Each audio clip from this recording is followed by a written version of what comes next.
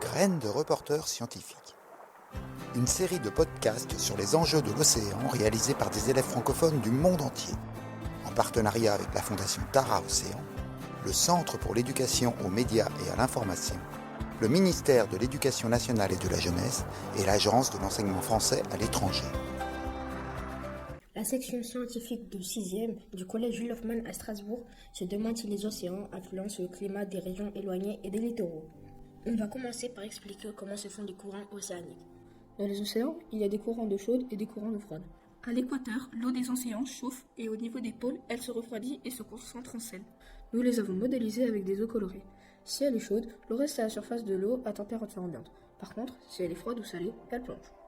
Sur la planète Terre, l'eau des océans se réchauffe et se refroidit plus lentement que sur la surface des continents.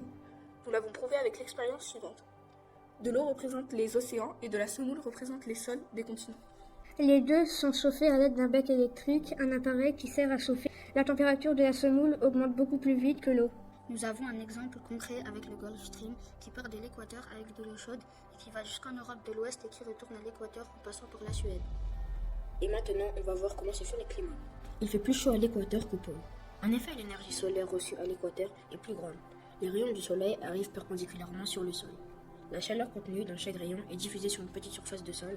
Par contre, au pôle, les rayons du soleil arrivent au sol avec un angle plus aigu. Et donc, la même quantité d'énergie est diffusée sur une plus grande surface et donc il fait froid. Il y a plusieurs types de climats. Les climats extrêmes, froid au pôle, montagnard en altitude, désertique, tropical et équatorial. Il y a 3 climats tempérés. Continental, océanique, méditerranéen. Nous avons fait une expérience sur l'effet de serre. On a utilisé une lampe pour représenter le soleil, une cloche en verre transparent qui représente l'atmosphère, un thermomètre à l'intérieur de la cloche et un chronomètre. En même temps, il y a une expérience témoin, un thermomètre sous une lampe mais sans cloche. La température sans la cloche reste constante, alors que la température sous la cloche augmente. L'atmosphère simulée par la cloche en verre a un effet de couverture. S'il n'y avait pas d'effet de serre, la température serait de moins 18 degrés au lieu de 15 degrés de moyenne. On sait qu'il existe des courants océaniques et différents climats sur Terre. Quels sont les liens entre deux? L'énergie solaire reçue au pôle est moins grande qu'à l'équateur. Deuxièmement, l'océan stocke les chaleurs reçues. L'eau froide est plus dense que l'eau chaude, elle plonge. L'eau salée est plus dense que l'eau douce, elle plonge aussi. Comme l'océan est en lien étroit avec l'atmosphère, l'eau des pôles est froide donc elle plonge. Elle va vers l'équateur où elle capte la chaleur. Ces déplacements de masse d'eau créent les courants océaniques et influencent le climat. À l'ouest des continents de l'hémisphère nord, il fait plus chaud qu'à l'est pour l'Europe grâce au Gulf Stream.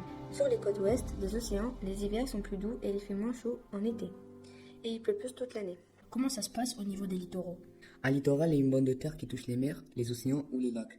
En France métropolitaine, sur les côtes ouest, il y a un climat océanique grâce au Gulf Stream, comme à Brest par exemple, les étés sont moins chauds. Et les hivers sont plutôt doux.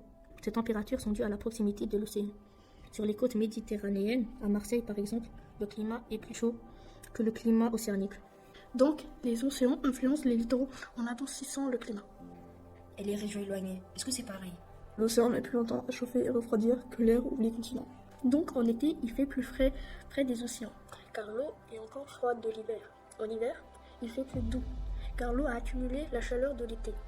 Grâce aux circulations d'air dans l'atmosphère, même les régions plus éloignées des côtes peuvent profiter de cette influence. Interview de Douglas Coué, biologiste marin de la Fondation Tara.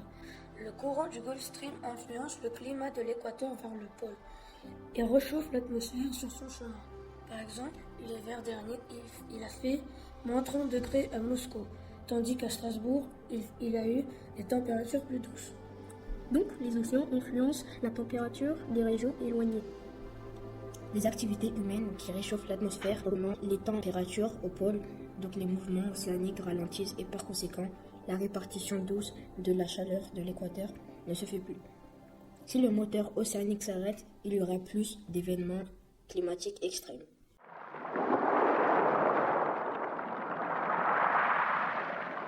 C'était Graines de reporters scientifiques, une enquête sur les enjeux de l'océan. Retrouvez tous les podcasts audio et vidéo sur la plateforme lesdessous de l'océan.fondationtaraocéan.org.